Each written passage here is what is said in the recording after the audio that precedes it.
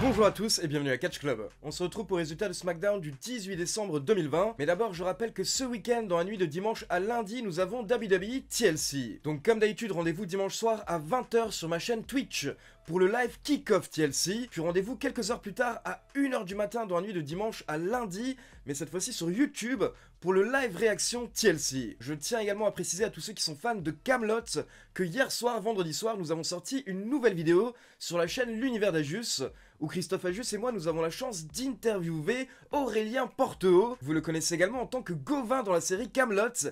Il est acteur, comédien, metteur en scène, auteur, et il est venu nous parler de catch pendant 1 h 30 car il est fan de catch. Allez, c'est parti pour les résultats de SmackDown. Et les gars, hier soir, Kevin Owens a pris cher. Et le show démarre justement avec une petite vidéo qui nous récapitule la rivalité entre Roman Reigns et Kevin Owens. Et directement après la vidéo, Kevin Owens fait son entrée, et on peut voir qu'il y a des tables, des chaises et des échelles un peu partout au niveau du décor. Owens est très énervé, il dit qu'il a attendu toute la semaine, et il veut se battre tout de suite ce soir, donc il appelle Roman Reigns. Owens nous parle de ses enfants en disant qu'il leur a demandé de ne pas regarder TLC, pas parce qu'il a peur de ce qui va lui arriver, mais parce qu'il ne veut pas que ses enfants voient ce qu'il va faire à Roman Reigns. Puis il parle des enfants de Roman Reigns en disant que si eux ils regardent SmackDown, ils se sont rendus compte que leur père est un hypocrite, il utilise sa famille comme des pions. Owens nous dit que Roman Reigns n'est pas le chef de famille, c'est une poule mouillée. Je rappelle au passage que vous pouvez remporter le t-shirt WWE de votre choix, car il y a un concours dans la vidéo Pronostic TLC qui est sorti mercredi, donc n'hésitez pas à la checker et à participer au concours,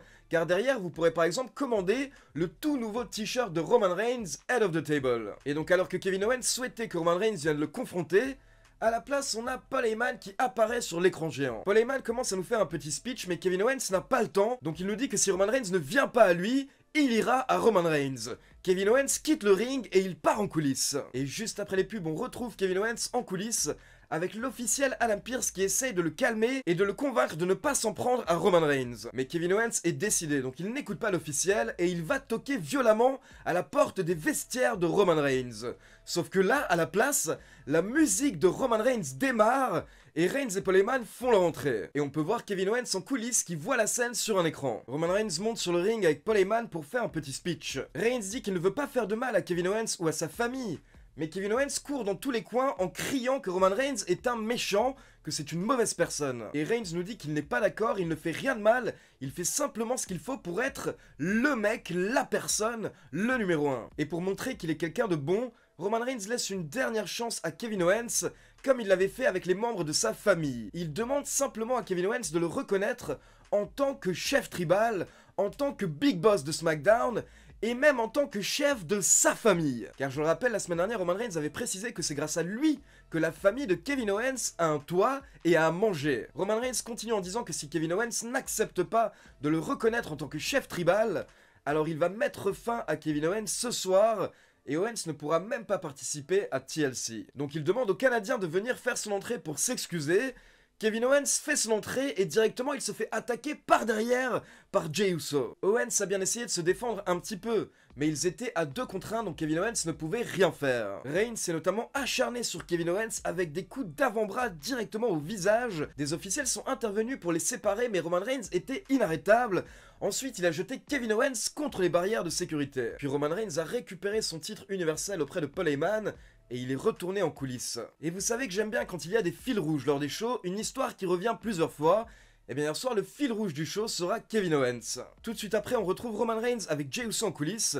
Jey Uso pense que Kevin Owens a reçu le message, mais Roman Reigns dit que non. Il sait comment est Kevin Owens, et il sait que Kevin Owens va se relever, il ne va pas s'arrêter. Donc Roman Reigns ordonne à Jey Uso de mettre fin à Kevin Owens, car il ne veut pas le voir dimanche soir à TLC. On enchaîne avec les Street Profits contre Robert Roode et Dolph Ziggler. On a un bon match d'environ 12 minutes, et à la fin, Robert Roode allait tricher, il voulait effectuer le tombé sur Montez Ford en tirant en même temps sur son pantalon, et comme vous le savez, c'est interdit. Mais heureusement, Montez Ford a réussi à le contrer, et derrière Montez Ford s'est dit bon, si Robert Roode triche, alors moi aussi je triche, et il a effectué le tombé sur Robert Roode en tirant sur son slip, l'arbitre n'a rien vu, et ce sont bien les Street Profits qui ont remporté le match. Après le match, nous avons Ziggler et Roode qui essayent d'expliquer la situation à l'arbitre Charles Robinson, et là Robinson s'énerve, il dit à Ziggler et Roode de se calmer, sinon ils seront suspendus. Puis on passe en coulisses et on retrouve Kevin Owens mal en point, avec l'officiel Adam Pearce. Kevin Owens est bien debout, apparemment il cherche toujours Roman Reigns, mais là Jey Uso arrive par derrière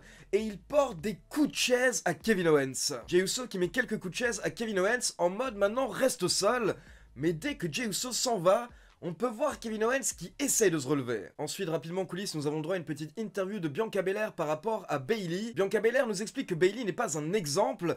Par contre, c'est une référence en tant que catcheuse et en tant que championne. Et Belair nous dit que ce soir, elle va briller comme toujours en battant cette référence. Puis on enchaîne avec Liv Morgan et Ruby Riott qui affrontent Billie Kay. Billie Kay qui cette semaine a choisi une autre partenaire par équipe. Il s'agit de Tamina. Et le début du match se passe plutôt bien pour cette nouvelle équipe, car Tamina domine le match. Tamina porte même un Samoan Drop à l'une des membres du Riot Squad, donc elle allait sûrement remporter le match, comme le disent les commentateurs. Mais là, Billie Kay a effectué le relais. Et derrière, une fois que Billie Kay est rentrée dans le ring, la situation s'est retournée. C'est le Riot Squad qui a pris l'avantage. Elles se sont débarrassées de Tamina au bord du ring, puis elles ont effectué un combo sur Billie Kay pour la victoire. Ensuite, nous avons droit à une petite cérémonie où Carmella porte un toast à ce qu'elle a fait à Sasha Banks la semaine dernière et sa future victoire ce dimanche soir à TLC. Donc Carmella fait son entrée, elle monte sur le ring et justement sur le ring il y a une table avec plusieurs bouteilles de champagne et il y a le sommelier de Carmella qui est présent. Et là honnêtement Carmella nous a fait une promo peut-être un petit peu trop longue où elle s'est beaucoup répétée par rapport à sa haine envers Sasha Banks et pourquoi est-ce que Sasha Banks va perdre ce dimanche. Mais au bout de quelques minutes, Carmella a été interrompue par la musique de Sasha Banks, donc elle envoie son sommelier accueillir Sasha Banks sur la rampe d'entrée. Le sommelier sort du ring, il va sur la rampe, et là Sasha Banks arrive de l'autre côté. Donc Sasha Banks monte sur le ring par derrière et elle attaque Carmella. Elle lui porte son bank statement jusqu'à ce que le sommelier intervienne pour les séparer. Donc Sasha se retourne et elle frappe le sommelier, mais pendant ce temps Carmella en profite pour choper une bouteille de champagne qu'elle explose à nouveau sur le dos de Sasha Banks. Ensuite on retrouve Kevin Owens dans la petite infirmerie en coulisses, mais encore une fois il se fait attaquer par Jey Uso. Owens essaye de se défendre mais il ne peut rien faire et Jey Uso fait passer Kevin Owens à travers une table. Donc la soirée se passe très mal pour Owens. On enchaîne avec Otis qui fait son entrée avec son coach Chad Gable et on a le droit à quelques vidéos où on peut voir Otis s'entraîner avec Gable. Otis qui a affronté hier soir Shinsuke Nakamura. Otis était plutôt en train de dominer et au bout d'environ 2 minutes, il allait porter sa fameuse descente du coude en mode chenille. Mais là, Chad Gable l'a arrêté et il a conseillé à Otis de porter une souplesse à la place. Donc Otis écoute son coach et là il s'est fait avoir par Shinsuke Nakamura qui a essayé de surprendre Otis avec un tombé. Mais heureusement Otis s'est dégagé, puis il a enchaîné avec une T-Bone Suplex, puis une Vader Bomb pour la victoire. Donc Otis bat Shinsuke Nakamura en 3 minutes tout de même les gars. Alors j'ai rien contre Otis, hein, je le précise, mais ça fait tout de même un peu mal de voir Nakamura perdre en 3 minutes à SmackDown, sachant qu'il y a 2-3 jours, j'ai re-regardé NXT TakeOver Brooklyn 2, et à ce moment-là on voit un Shinsuke Nakamura au sommet de son art à NXT. C'est un petit peu dommage de voir ce qui est devenu tout de même du côté de SmackDown. Et même si Otis a remporté le match, les commentateurs nous précisent que si Otis n'avait pas écouté Chad Gable, il aurait peut-être remporté le match encore plus rapidement. Ensuite, on retrouve Sami Zayn en coulisses un petit peu en train de stresser, car il nous prépare une grosse cérémonie ce soir.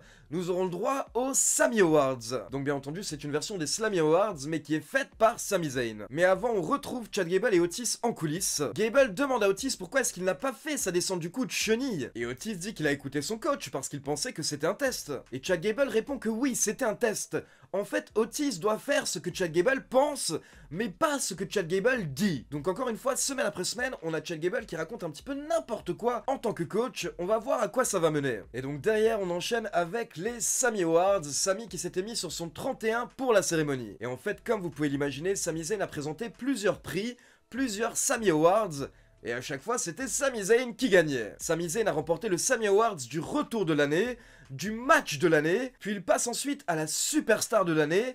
Sami Zayn ouvre sa petite enveloppe, et là, il lit le nom du vainqueur, et il s'agit de Biggie. Car en effet, quelques minutes auparavant, on avait pu voir Biggie en coulisses, qui était en train de s'amuser avec les enveloppes des résultats des Sami Awards. Et derrière, directement, Biggie fait son entrée pour accepter son prix. Il commence à fêter pendant que Sami Zayn est énervé, puis d'un coup Biggie se retourne vers Zayn et il attaque. Ensuite, rapidement, on a le droit à une petite interview de Bayley où elle dit que ça fait plaisir pour une fois d'entendre des choses plus ou moins gentilles par rapport à elle. Car je rappelle que Bianca Belair a dit que Bayley est tout de même une référence de la division féminine. Puis Bayley commence à faire une liste de tous ses accomplissements en tant que catcheuse, mais également quand elle était à l'université en tant que joueuse de basketball par exemple. Mais elle nous dit qu'elle n'est pas là à se vanter de tout son palmarès, comme le fait par exemple Bianca Belair qui arrête pas de nous rappeler qu'elle est censée être la meilleure. Donc on enchaîne avec Bayley contre Bianca Belair, le présent de SmackDown contre le futur, j'ai envie de dire, de SmackDown. On a eu le droit à un bon match d'environ 12 minutes. Vers la fin, Bianca Belair allait porter un powerbomb à Bayley, mais là Bayley a aveuglé Bianca Belair, et derrière elle a enchaîné avec le Rose Plant pour la victoire. Donc la référence de la division féminine, Bayley, remporte ce match grâce à son expérience en trichant un petit peu. Puis après ce match, nous avons le droit à nouveau à l'entrée de Roman Reigns, qui est censé délivrer un dernier message à Kevin Owens. Reigns est accompagné par Jey Uso et Paul Heyman. Il nous fait un petit speech où il dit qu'il ne comprendra jamais comment est-ce que quelqu'un qui a la chance d'affronter Roman Reigns en pay-per-view peut gâcher sa chance, peut tout gâcher avant même le pay-per-view. Car ce match aurait pu élever la carrière de Kevin Owens, ça aurait pu lui rapporter un beau chèque, énormément d'argent, mais malheureusement il a fallu qu'il gâche tout avant même que le pay-per-view ait lieu. Et là, bien entendu, encore une fois, Kevin Owens fait son entrée, il interrompt le chef tribal. Jey Uso court vers Kevin Owens pour l'accueillir, mais Kevin Owens le reçoit avec des coups de chaise. Mais derrière, Roman Reigns intervient également, on se retrouve à nouveau à 2 contre 1 et Kevin Owens ne peut absolument rien faire.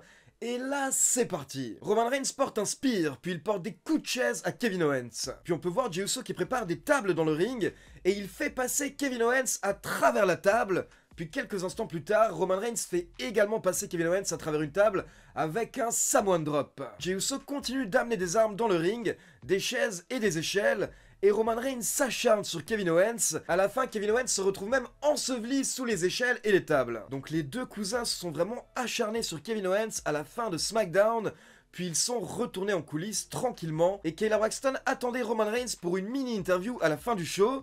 Mais là, Jey Uso coupe Roman Reigns, et il dit à Roman Reigns de regarder l'écran qui est présent en coulisses, et on peut voir que malgré tout, Kevin Owens se relève encore une fois dans le ring. Kevin Owens n'abandonnera donc jamais apparemment, il prend le micro et il dit qu'à TLC, il va devenir champion universel, ou il va mourir en essayant. Donc hier soir, clairement, l'objectif de SmackDown, c'était de hyper un maximum Kevin Owens avant son match face à Roman Reigns dimanche soir.